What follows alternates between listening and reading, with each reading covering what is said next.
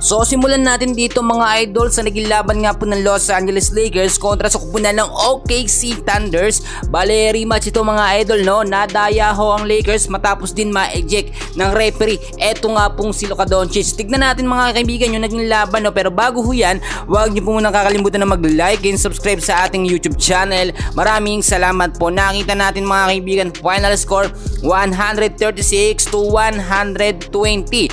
Lamang po dito ng 16 points ang OKC Thunder. Marami nagsasabi mga kaibigan, no, cooking show or benta yung naging laban. Pumabor ho yung referee dito nga po sa home court ng OKC Thunder.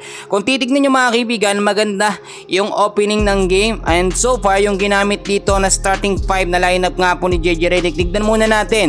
Available ho si Luka Doncic, Austin Reeves, Jackson Hayes, LeBron James at si Dorian Finney-Smith. Wala ho sa lineup etong si Rui Hachimura. Nung first quarter pa lamang, nakita natin mga kaibigan, marami tayong napansin dito na dapat kong ipaliwanag sa inyo. Tabla yung score nila sa 43 to 43. Pero nakita nyo mga kaibigan, nagbago pagdating ho ng second quarter, which is dito ay lumalabas na, no, yung galing ng OKC Thunder. Aminado naman tayo, magaling naman talaga yung OKC Thunder, no? Perfect at talagang consistent yung mga tira, yung mga 3 points po ng OKC Thunder. Pero sa Los Angeles Lakers, madalas yung mga errors at mga turnover. Yung mga tira sa labas, medyo sumasablay din.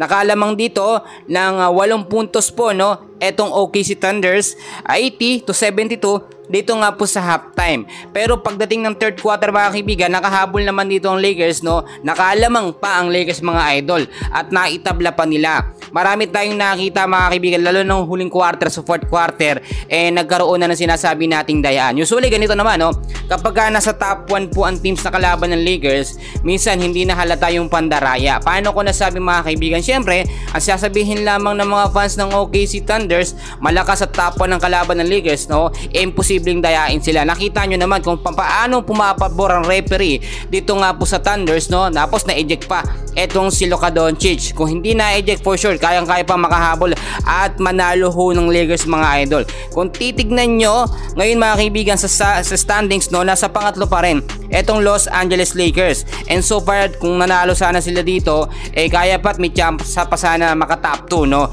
So tignan natin yung mga stats po ng player ng Lakers at wala akong masabi sa ginawang strategiya dito ni JJ Redick.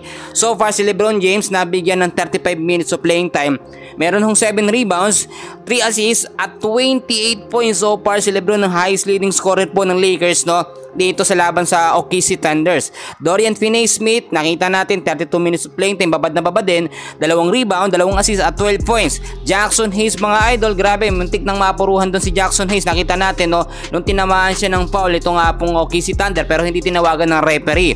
27 minutes, meron pong 6 rebounds, 2 assists at 7 points. Austin Reeves, so far consistent yung mga tira niya sa labas, 38 minutes of playing time, merong 5 rebound, 5 assists at 24 points. Luka Doncic mga idol, no, kung hindi ito na-eject mga kaibigan, for sure mas tataas pa yung puntos niya. 31 minutes of playing time, meron pong 3 rebound, 5 assists at meron 23 points. Gabe Vincent, 25 minutes, meron 2 assists at 5 points lamang.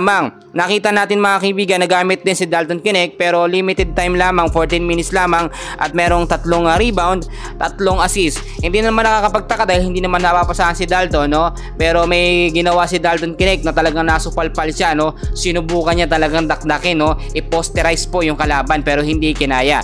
Pero kung titignan nyo mga kaibigan, marami tayong nakita dito na hindi talaga kaya, no, or talagang kayang-kaya ng Los Angeles Lakers na talunin itong top 1 sa Western Conference. Pero dahil sa pagkakataong ito, yung sinasabi natin na daya, nangyayari talaga. Paano ko nasabi mga kaibigan? Alam nyo, especially sa fourth quarter, sa intense and crucial game na nalaro, no, mabilis na kasi yan. Marami na tayong hindi mapapansin dyan. Ang referee pumapabor na sa kalaban. Hindi nyo napapansin nung first half pa lamang, wala, no, normal lang. Pero ng second half, sa third and sa fourth quarter ng game, dyan na lumabas yung sinasabi natin na dirty tactics ng kalaban.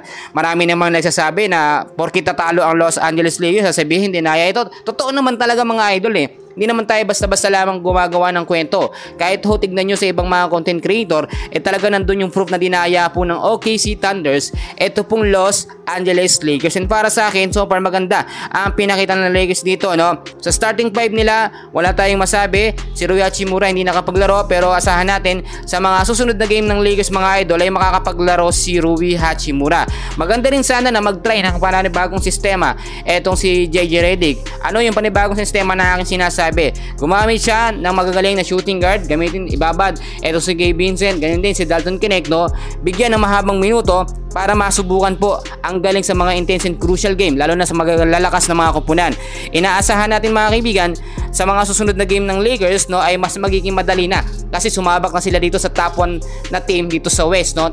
Last 3 games na lamang at may assurance naman tayo na pasok na ang Lakers dito nga po sa playoffs. So pa yan muna ang update natin for today, and please huwag niyo kakalimutan na mag-like and subscribe sa ating YouTube channel. Maraming salamat po sa inyong lahat.